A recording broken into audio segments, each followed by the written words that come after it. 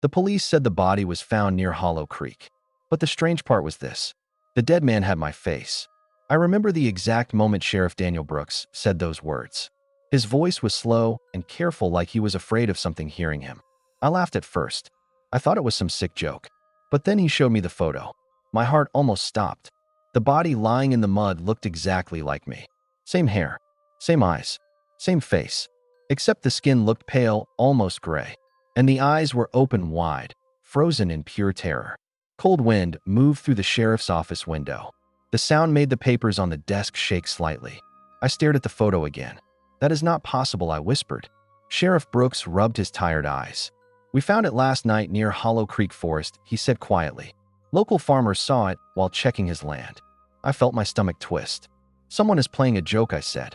The sheriff slowly shook his head. "No one in Cedar Hollow jokes about that forest." Silence filled the room. Outside, a truck passed on Maplewood Street. The sound faded quickly. "Ethan," the sheriff said, leaning forward. "You came to Cedar Hollow 3 days ago, right?" I nodded. "Yes, my grandmother's house." He looked uneasy. "Strange things started happening the same night you arrived." A cold chill ran down my spine. "What kind of things?" He did not answer right away. Instead, he stood up and walked to the window. The town of Cedar Hollow looked peaceful outside. Small houses, quiet streets, a tiny church at the end of the road. It looked normal. Too normal. "Animals found dead," he said slowly. "Footprints in places no one walks." He turned toward me. "And people hearing someone call their name at night." My throat felt dry. "That happens everywhere." Sheriff Brooks shook his head again. "No."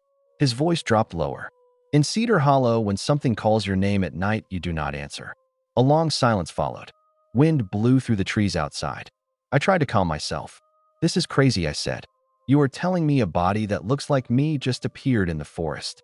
"Yes. And you think it is connected to me coming here?" He did not speak. That silence was enough. Suddenly, the office door opened. A young deputy rushed inside. "Sheriff," he said nervously. "What is it?" The deputy looked at me, then back at the sheriff. "You need to see this." Sheriff Brooks frowned. "What happened?" The deputy swallowed hard. "We just got another report from Pine Ridge Road." "What report?" The deputy's voice trembled. "Someone is walking around town tonight." My stomach tightened. "And?" The deputy looked straight at me. His face had gone pale. "It looks exactly like Ethan Carter." The room went silent. Slow wind moved through the window again. And somewhere far outside, a dog started barking wildly. The deputy's words hung in the air. "It looks exactly like Ethan Carter." For a moment, no one moved. Sheriff Brooks slowly turned toward me. His eyes were sharp now, watching every reaction on my face. "You've been in town all evening?" he asked. "Yes," I said quickly. "I came here after dinner. I haven't left." The deputy shifted nervously. "The call came from Pine Ridge Road," he said. "Mrs. Harper saw someone walking near the road. She said it was Ethan." I felt cold all over. "That's impossible." Sheriff Brooks grabbed his jacket. "We're going to check." Outside, the night air was freezing. Wind moved through the tall trees that surrounded Cedar Hollow. The streets were almost empty. Only a few lights were on in the houses along Maplewood Street. The sheriff's truck drove slowly toward Pine Ridge Road. The headlights cut through the darkness like two sharp knives. No one spoke. I kept staring at the road ahead. My mind kept returning to the photo of that dead body. My face, my hair, my eyes, but dead. We reached Pine Ridge Road in a few minutes. The road was narrow, surrounded by fields and thick trees. The forest of Hollow Creek was not far from here. Sheriff Brooks stopped the truck. Mrs. Harper was standing outside her small white house. She looked shaken. The sheriff stepped out. "Mrs. Harper," he said gently, "you called about someone walking near your road?" She nodded quickly. "Yes. I saw him through my window." Her fingers slowly lifted. She pointed directly at me. "That's him." My chest tightened. "But I wasn't here," I said. Mrs. Harper's face looked confused. "You were," she said. "You were standing near the road, just staring at my house." Sheriff Brooks frowned. "Did he say anything?" "No," she whispered. "What was he doing?" She hesitated. Then she said something that made my blood run cold. He was smiling. Wind moved across the empty road. Sheriff Brooks looked around carefully. "Where did he go?" he asked. Mrs. Harper pointed toward the dark fields. "Toward Old Miller Farm." My stomach twisted. Old Miller Farm had been abandoned for years. No one lived there. Sheriff Brooks turned to me. "You're staying in the truck." "What?" "Stay here." But I couldn't stay calm. I watched as the sheriff and the deputy walked toward the field with flashlights. The beams of light moved across the tall grass. The night felt too quiet, too still. Then suddenly the sheriff's flashlight stopped moving. "Sheriff," the deputy said. No answer.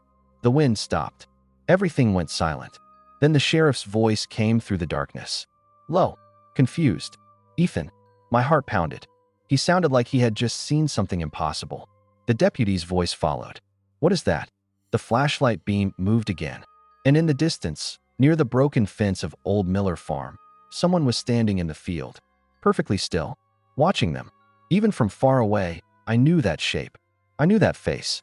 Because the person standing there was me. The person standing in the field was me.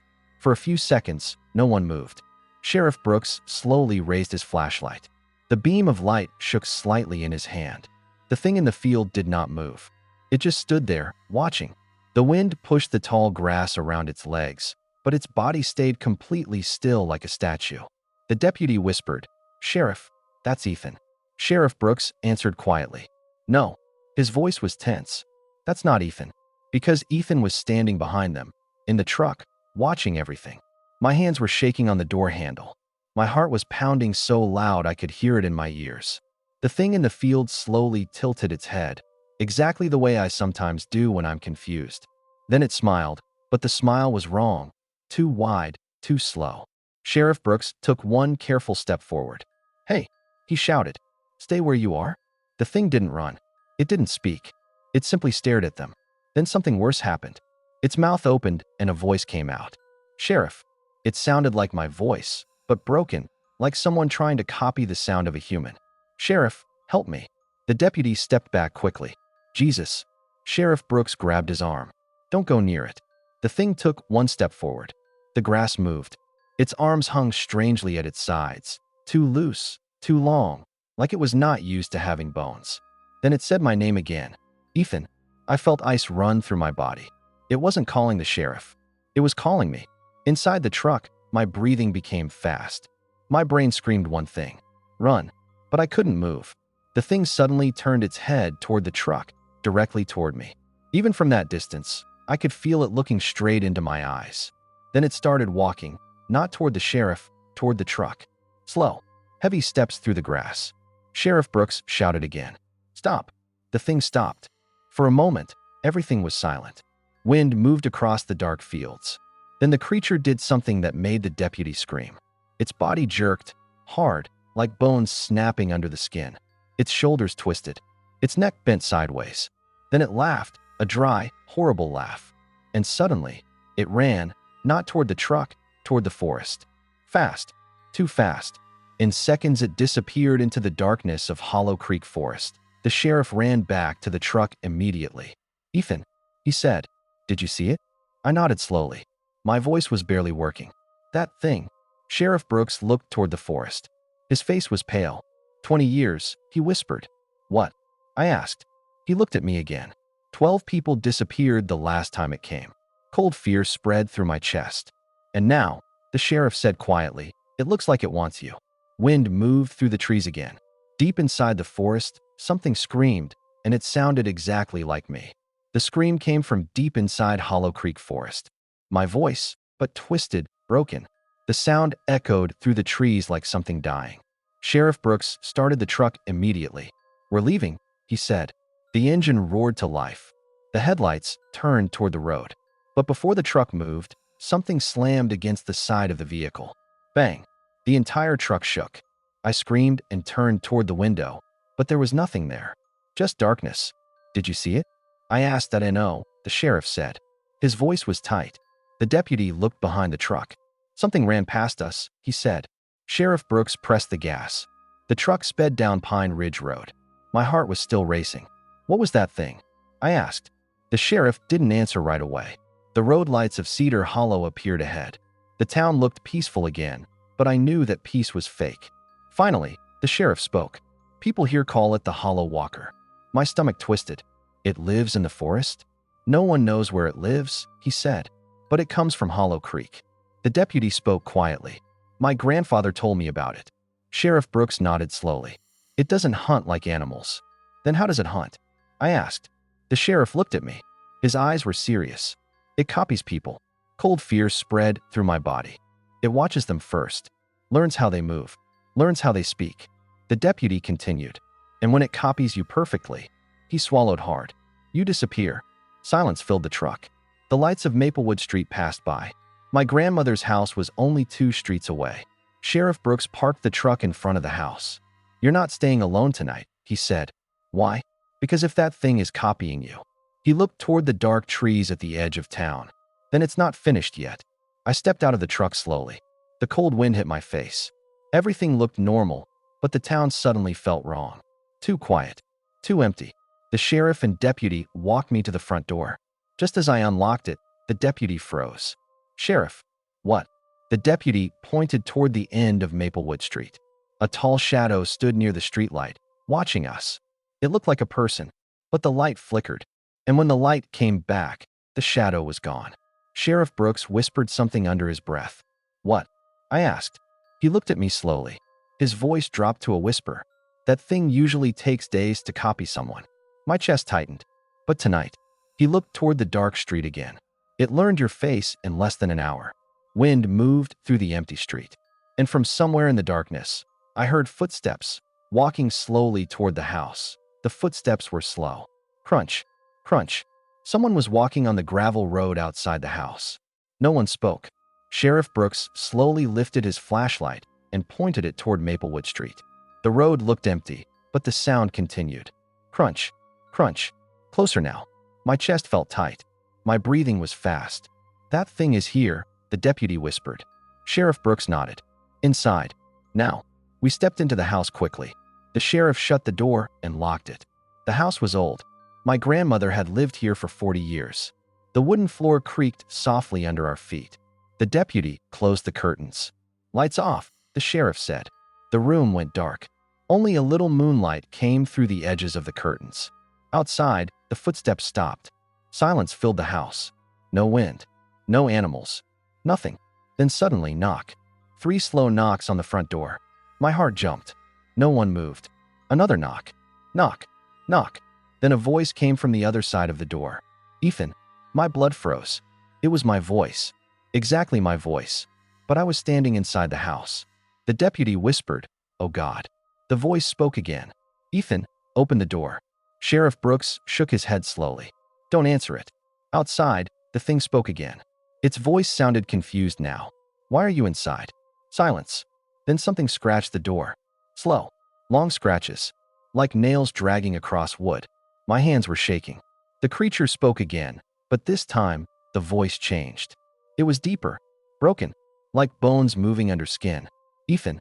A loud crack suddenly came from outside. The front window shattered. Glass exploded across the floor. Something moved past the window. Fast. Too fast to see clearly. The deputy shouted, "It's trying to get in." Sheriff Brooks grabbed his gun. Stay behind me.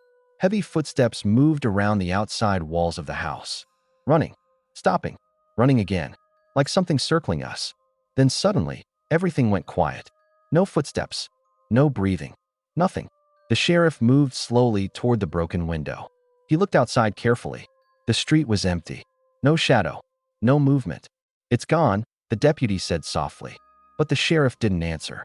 He was staring at something on the road. What is it? I asked. Sheriff Brooks spoke slowly. There are footprints. My stomach tightened. What kind? He turned toward me, and what he said next made my blood run cold. 2 sets. The room became silent. 2? I asked. Sheriff Brooks nodded. Yes. He looked straight at me. One came from the forest. He pointed toward the road. And the other one, his voice dropped lower, came out of this house. The words hit me like ice. One came from the forest, and the other came out of this house. My heart started pounding again. That's not possible, I said. But Sheriff Brooks wasn't joking. He stepped outside slowly, pointing the flashlight at the road. The deputy followed him. I stayed near the door. The cold night air rushed into the house through the broken window. The sheriff crouched near the ground. The beam of his flashlight moved over the dirt road. 2 clear sets of footprints. One set came from Hollow Creek Forest. The other set started at the front door of the house. My house. The deputy looked confused. But Ethan has been with us the whole time. Sheriff Brooks slowly stood up. His face was pale. That's what worries me. Cold fear spread through my chest. What do you mean?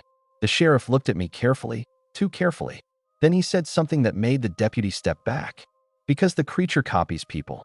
Silence filled the street. The deputy's eyes slowly moved toward me. You're not saying Sheriff Brooks spoke quietly. We never saw Ethan arrive in town.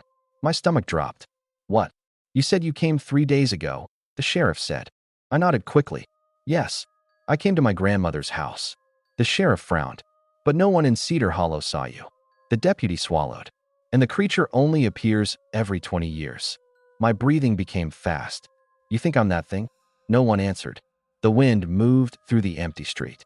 Sheriff Brooks raised his flashlight slowly. The light stopped on my face. His voice was calm. Tell me something, Ethan. What? What do you remember about the drive here? My mind froze. I tried to think. The road. The forest. The town sign. But the memory felt strange. Blurry. Like a dream. I drove here from Chicago, I said slowly. Sheriff Brooks didn't move. What road did you take? My mouth opened, but no answer came out. I couldn't remember. The deputy whispered something under his breath. Sheriff Brooks took one careful step backward. Ethan, his voice was tense now. Where's the real Ethan Carter? The wind suddenly stopped. Everything went silent. Then, from deep inside Hollow Creek Forest, a man screamed. A real scream. Full of terror. And the voice was mine. Sheriff Brooks slowly turned his flashlight toward me. His face had gone pale. Then who? His voice shook. Are you? I tried to answer. But something inside my chest moved. My bones cracked softly. My jaw stretched. And before I could stop it, a smile slowly spread across my face. The same smile Mrs. Harper had seen on Pine Ridge Road. And somewhere far in the dark forest, the real Ethan Carter was still screaming. If you enjoyed this horror story, don't forget to subscribe to the channel and turn on the bell icon for more terrifying stories.